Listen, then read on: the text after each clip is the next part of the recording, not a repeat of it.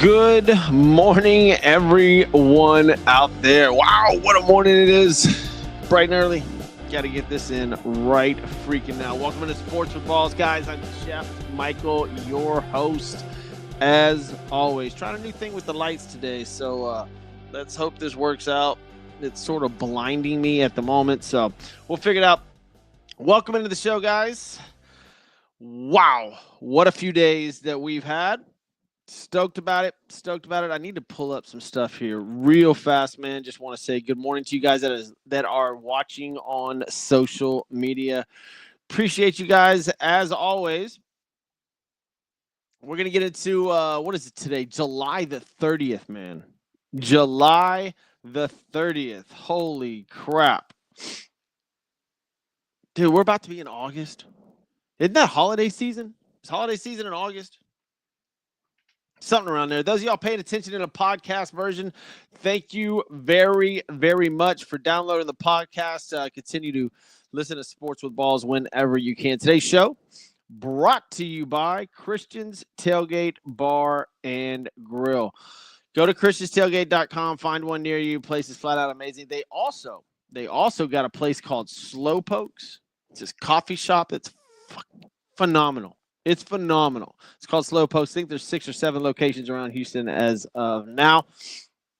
Guys, you got water damage, fire damage, mold damage, need a new roof, call Butler. Wes Butler, my buddy at Butler CCS Incorporated. Fire, water, mold, roofing, you name it, dude has got it. 713-330-9472. Water damage, fire damage, mold, roofing. Go get it. Got a pool needed taken care of, 713-818-4868. C&E Pristine. Go to pristinepool.net. They do plaster resurfacing, obviously monthly maintenance. They do everything, man. Just give them a call, 713-818-4868. Last but not least, Ordonez Movers. I used these people last week. What was it, last week or the week before, man? Awesome. 713-373 what is that? 1659. Take the pressure out of moving, man. They make everything really, really easy. It's fast and safe. It's affordable. Go check them out. 713-373-1659. All right, let's get into national holidays. Like we always do, let's do the national holidays on July the 30th. International Day of Friendship. Shout out to all my friends. I'm not going to name you all, but the older you get, the less amount of friends that you get these days or have these days. Like, whew, man. National Cheesecake Day. I freaking love cheesecake. Father-in-law Day. Watch out. Father-in-law Day. Support public education. I do. All the teachers out there. Man, what a tough job. What a tough job to be a public school teacher. Man. Guys, I'm really digging into this. It's too early. Look at that shadow. I might have to turn that thing off. Let me see. Yeah, I'm done with that. I'm done with that thing. That was way too bright. It's also National Whistleblower Day, Paperback Book Day. Share a hug. I'm going to get some hugs out today. World Snorkeling Day. Love snorkeling. World Day Against Trafficking. That's it. That's all we got. Birthdays? Are there any good birthdays today? Any sports birthdays? Let's see who we got. Lisa Kudrow from Friends. Don't ask me why I just went into a country accent. But, all right, guys, let's get into sports, man. Let's get into the show. Welcome into Sports with Balls. Good morning, everybody. Today, covering several gripping stories, shocking stories as well, linked to the NFL. A heartfelt tribute to Mr. Ryan Sandberg. Man, I cannot believe we lost Ryan Sandberg. Latest buzz around MLB trade deadline. Preview of the upcoming NFL season, including tomorrow night. Guys, we have NFL on TV tomorrow. It will be on my television for sure. I got to plug in an antenna, though. I know. This sounds like so 1942s. But, yeah, I cut the cable. I cut the cord a while back, and I'm not going to sit here and tell you I actually love it because I don't. I didn't like the cable bill, but dealing with internet TV we got to find out something. Come on, people. Come on, people. Now, you got to give me something better than this. It's a pain in my ass, honestly. So we'll preview the game tomorrow night, and then I will give you fantasy football running backs today. Yeah. We went over quarterbacks the other day. Or was it Monday? We'll get into some running backs today, get into wide receivers on Friday. All right, guys. On July 28, 2025, a tragic mass shooting occurred in Midtown Manhattan high-rise housing the NFL's corporate offices. Gunman identified as 27-year-old Shane Devon Tamura targeted the NFL headquarters, blaming the league for alleged CTE-related brain damage stemming from his high school football days. But he entered the wrong elevator, ending up on the 33rd floor in the office of Rudin Management. Killed 4 people in there, including New York Police Department officer Deidril Islam, a building security guard, and 2 corporate employees before fatally shooting himself. He had a suicide note on him claiming that he suffered from CTE, referenced ex-Steeler player Terry Long, and pleaded to study my brain, and I'm sorry. The incident marks the deadliest shooting in New York City in 25 years, reignited urgent debates about mental health, brain injuries in football, even at youth levels, and responsibility of major sports institutions. Guys, obviously, this is absolutely tragic. And there's no way for me. This is just my opinion, but there's no way for me to sit here and blame CTE for what this guy did. Are you telling me CTE from? I just want to know the backstory. Was this guy drinking probably before he did this? Did he have a drinking problem? Did he have a drug problem? Was there things in his life that he was upset about? Did his girlfriend dump him? Did his wife divorce him? Did his kids didn't see him? There's so much here. Just to sit there and say I had CTE, so I'm gonna murder people. I can't get around that. I can't back that. I can't get around that at all. It seems very, very easy, if you will, for somebody to just go out like that and then say, I'm sorry. Like, that is the most unheard of thing most ridiculous thing that I've heard of in my life. Hold on. I'm about to kill this cat that we have in here. Get down. Golly. Freaking cats, man. We just got a new cat. Go ahead. Figure that one out. But so the shooter claimed he had CTE. I'm not saying he did not. And CTE is a real thing.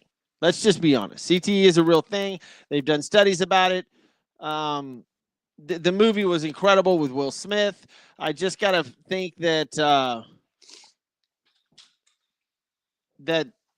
sorry, this cat is just shaking the screen right now because he won't get off this thing. I got to kick this cat out of here. But where was I? CTE. Man, just completely ruined my train of thought. Thanks, cat. Another sip. The movie with Will Smith was good. But it's sort of like they opened Pandora's box with the CTE. You know that CTE exists. I heard Dan Patrick say yesterday on his show that it's sort of like, guys still sign up for football nonstop all day, every day. It's not because CTE is driving people away. It's sort of like buying a pack of cigarettes with the warning label on it. You know what's in it. You know what's going to happen. And guys, we see it in training camp now. They're wearing the helmets, the big helmets. I forgot what they're called, but they wear the extra protective padding, and you're allowed to wear that padding in regular games if you are scared of CTE. Now, on the flip side of that, obviously it's not aesthetically pleasing, but look, I don't think that when you first saw the first face mask on a helmet, it was aesthetically pleasing. They didn't, it's not like football started. They just had regular, just leather helmets. There was nothing covering your face. I'm sure the first person that put on a face mask, people were like, what the hell? So it's just, we're not used to it. I know a couple of guys wore those padded helmets last year, so maybe they'll start wearing them this year. But again, I'm not saying that this guy shot up an office and murdered people because he had CTE. I want to know the backstory of this guy. I know he played in the Canadian Football League. I know he was a high school football star, did very well. But absolutely tragic what happened in New York, and of course it's reopening everything about CTE and football. And is this what caused this guy to do that? I don't know. I think here's what scares me if I'm a football player more than CTE. I mean, CTE is obviously something that's very scary, but I think the average age of an NFL player is like 65. You don't live past 65 years old. That's brutal. So I don't know. You want your kids to play football, especially. I know flag football's taking over. My daughter plays flag football. Not taking over. That's a rough term, but if you're gonna play contact sports like football, I would wait for a while. Wait till the kids get a little bit more grown. I know that they have a ton of these leagues, and travel ball for baseball is absolutely absurd and blowing up, but I wouldn't put my son into contact sports like football until maybe their brains developed a little bit more. Maybe. I don't know. I'd have to do my research. But yeah. 4 people killed, including NYPD officer, building security guard, and 2 corporate employees. And then Mr. Tamura turned the gun on himself. Wow. Unbelievable. Got another sad story, guys. I hate to do this to you, but we lost Ryne Sandberg, the Hall of Fame second baseman for the Chicago Cubs, on Monday, July 28th, at the age of 65 after battling metastatic prostate cancer. That is, I just talked about being 65. I mean, that's not too far for a lot of us, myself included. Go get your prostate, please, examined. I know that he was cancer-free for a year and a half until it came back. And then Ryne Sandberg lost his battle with prostate cancer. Known as one of the baseball's greatest second basemen, Sandberg starred with power, speed, superior defense, clutch hitting, 10 straight All-Star selections, 9 Gold Gloves, 7 Silver Slugger Awards, 1994 National League MVP, inducted to the Hall of Fame in 2005. Ryne Sandberg, man. Tributes poured in across the sports world. CBS, MLB Network, Cubs themselves hailed his integrity, competitive fire, impact on generations of fans.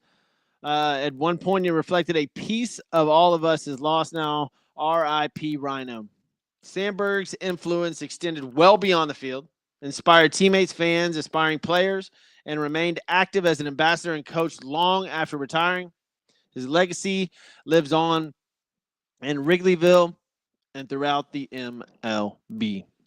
Look, I found this yesterday. Wow. I mean, I collected Ryne Sandberg cards, man. I remember this guy. Whenever you're ripping open packs of cards, when his came by, it was one of the best ones that you got. Your face lit up when you were opening packs and ran into a Ryne Sandberg, man. This guy was phenomenal, fun to watch. Just a ball player, a flat out ball player.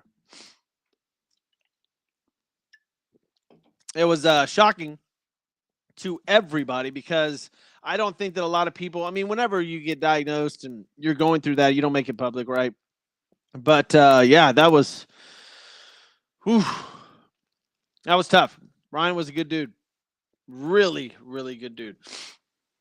All right, let's move on to some more positive things now. The MLB trading deadline ends tomorrow. We approach, Thursday, July 31st at 6 p.m. Eastern, 5 o'clock Central. There are still no blockbuster deals, though I do think today and tomorrow will be big days. Rumors swirl that Stephen Kwan, the leadoff hitter for the Guardians, who is a stud, and Luis Robert Jr. For the White Sox, both top-tier outfielders drawing interest from playoff contenders. Guardians may become sellers after placing closer Emmanuel Class on paid leave, potentially clearing the way for Klon and possibly even Shane Bieber to be traded. Look, Emmanuel Clace got busted for cheating, gambling. I guess we're still kind of digging into that. So it looks like the Guardians went south real fast. And if they're sellers, and Shane Bieber's on the market, and so is Stephen Kwan, they will be traded. Those guys are absolute studs. Studs. The Astros, I think, need to make a move. I think the Phillies need to make a move. There's relievers out there like Ryan Helsley. There's a ton of players out there, and I'm trying to think of big names. I keep throwing out Paul Skeens in the Astros because, look, I came up with this idea in my head yesterday. Trade Yordan Alvarez for Paul Skeens, maybe even a prospect. Yordan's hurt all the time. I know Astros fans are probably going to shoot me for that. I'll do anything to get Paul Skeens on a World Series championship team. There's just not any. Stephen Kwan, is that a blockbuster? Luis Robert Jr., is that a blockbuster? There's no huge names going anywhere at the moment. Speaking of huge names, Ronald Acuna Jr. is now on the IL with an Achilles. It's not torn, a sore Achilles, but I do have whoever's playing the Atlanta Braves today in my parlay of the day, which we will get into in a second. That's it. There's just not any big deals that went down so far. The Jays and the Orioles did a trade yesterday while the guy was sitting there playing. That was pretty phenomenal. He walked from one bullpen to the other one. Ohtani last night went 0 for 5, so I hope you didn't bet on him. Jackson Chourio injures his right hamstring. Great for the Brewers. Brewers been on fire. That's going to hurt if he's out for an extended amount of time. Soto's x-rays were negative after he fouled the ball off his left foot. The Astros finally get a W after, 5 or 6 straight losses, and now they're leading. Well, it's back up to 4. Seattle lost again. So Astros now have a 5-game lead. How many games do we have left? I'll get into that Friday. Let's get into my parlay of the day. Since we're doing, then we'll get into the NFL. I'll do the parlay of the day, which I believe is a pretty good one, man. Today's games are afternoon games, right? So if you guys get it, if you're going to get them in early. Don't touch the Diamondbacks Tigers game. Don't touch the Blue Jays Orioles game. Red Sox Twins, no thank you. Braves and Royals, yes. Give me Zerpa and the Royals because Acuna's out for the Braves. I will take the Royals.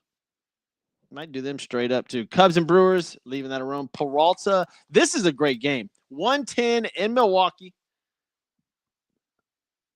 Imanaga, however you pronounce his name for the Cubs. Imanaga? I think that's it. Imanaga versus Peralta, Freddie Peralta. Great game. Phillies and White Sox, give me the Phils. Because you got Walker on the mound. Wow, you know what? Never mind. Hauser's on the mound for for the White Sox. That guy's 6-2 with a 2.10 ERA. On fire. And they're at home. I'm not touching that. Nationals versus the Astros. McKenzie at the Astros, but McKenzie Gore's on the bump for the Nationals, so no thank you. Pirates and Giants. Burrow's on the bump for Pittsburgh against Logan Webb. I love the Giants at home on this one. So I like the Giants. I like the Royals. Where are we at? Mets and Padres. Yu Darvish on the bump with an 0-3, 9.18 ERA for the Padres. Man, it's early. Is it 6? Yeah, 6:10. Good. Rockies and Guardians. I know Freeland's on the bump for Colorado, but this is in Cleveland. I like Cleveland. I like the Guardians. I'm going to do this one today. Royals, Giants, Guardians. Rays at the Yankees. Little and Warren, no thank you. Dodgers and Reds, no thank you. Ohtani's pitching, though. Man, against Martinez. This should be a Dodgers victory. I'm going to put this on the side. Dodgers should win that game. Cardinals and Marlins. Marlins, what is it? Sandy Alcantara last night threw his second game with no runs allowed, making a good case for him to be traded today or tomorrow. But they got Mikolas on the bump today versus Quantrill. I'll leave that alone. Rangers and Angels going at it, and the Mariners and A's going at it. Springs and Woo. That's in. I'm going to stick with Royals, Giants, Guardians, Dodgers. That's your parlay of the day. Parlay of the game. Jesus, dude. Royals, Giants, Guardians, Dodgers. What a morning already. Damn. Your standings go as follows. As soon as the computer gets up. Toronto Blue Jays have a 4-game lead over the New York Yankees. Boston Red Sox right behind them. In the Central and the AL, the Tigers are still up by 9 games despite a brutal stretch for them. Brutal stretch. Cleveland's actually made up quite a bit of ground on them in second place. The Astros, I just mentioned, they're 4 games up on the Mariners and 5 on the Rangers. Mets, half a game up on the Phillies. They keep going back and forth over there. The Brewers held a 3-game lead over the Chicago Cubs in the Central, and then the Dodgers hold a 4-game lead over the Padres. I mean, it's pretty much set aside from maybe the American League East, but Toronto Blue Jays, New York Yankees, Boston Red Sox, Detroit Tigers, Houston Astros. And then in the National League, you got your Mets and Phillies, Brewers and Cubs, and Dodgers. I'm fine with all that playoffs. We'll see how it shakes out. We'll see what trades are made here today or tomorrow, but that's pretty much that's your playoffs right there. Let's get to the NFL, guys. Tomorrow night, Thursday, July the 31st, the NFL officially returns with the Pro Football Hall of Fame game starting at 8 p.m. Eastern Time in Canton, Ohio. The matchup will be the Detroit Lions and the Los Angeles Chargers at Tom Benson Hall of Fame Stadium, kicking off the enshrinement week of the 2025 free season. NBC and Peacock will have the game with the full Sunday Night Football crew: Mike Tirico, Chris Collinsworth, Melissa Stark. Following the Hall of Fame, the NFL continues leading up to their regular season kickoff Thursday, September the 4th, when the Dallas Cowboys take on the defending Super Bowl champions, visit the Philadelphia Eagles. Man, football is back up tomorrow. That's insane. Speaking of football, fantasy football, let's get into the running backs. Number 1, I just mentioned them, the Philadelphia Eagles running back, Saquon Barkley. There's some look. I get it. Last year, he probably won you your league if you had him. It was phenomenal, but it's almost like you were betting on those big runs, and he got a ton of them. There's always regression, and the reigning NFL rushing leader and 2024 AP Offensive Player of the Year set a single-season record for rushing at 2,504 yards and scrimmage yards 2,857, earning first-team All-Pro honors.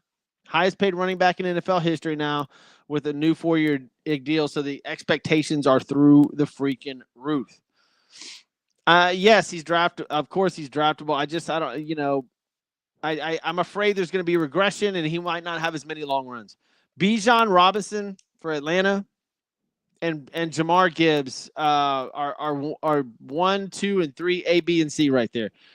Saquon, Bijan Robinson, and Jamar. I might even take Gibbs before anybody. Gibbs could be a number 1 pick. Derrick Henry. Age concerns, obviously, him being 31 years old, but he produced 1,921 rushing yards and 16 touchdowns in 2024.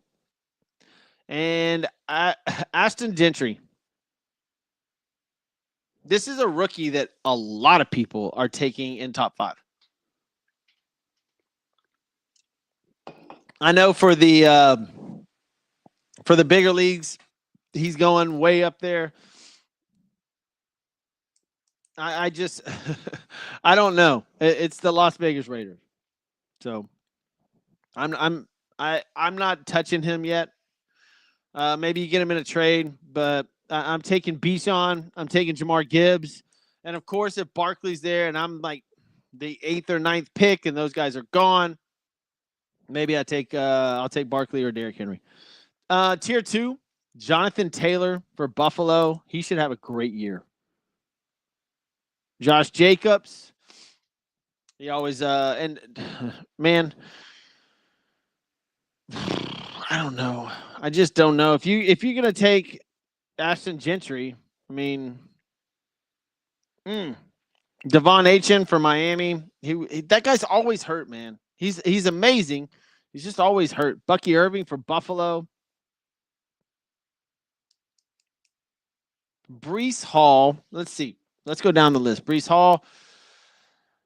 I like Breece Hall. I think maybe he has a quiet, good year. You know, you don't have the Aaron Rodgers drama anymore over there in New York. So maybe Breece Hall comes out as a star again. I like Breece Hall as a sneaky pickup. Kieran Williams, like him. Alvin Kamara.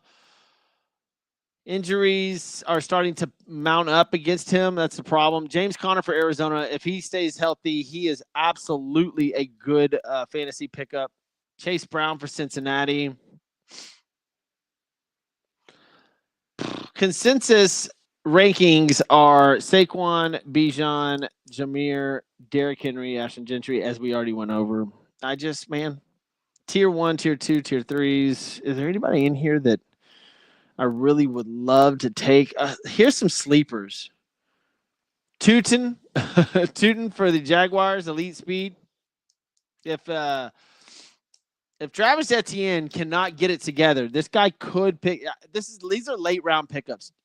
J.K. Dobbins for the Broncos. Jaden Blue for the Cowboys. He could actually start. He could make some noise in the Cowboys backfield. That could be a huge pickup. Rashawn Johnson for the Bears. Jalen Wright for the Dolphins. Any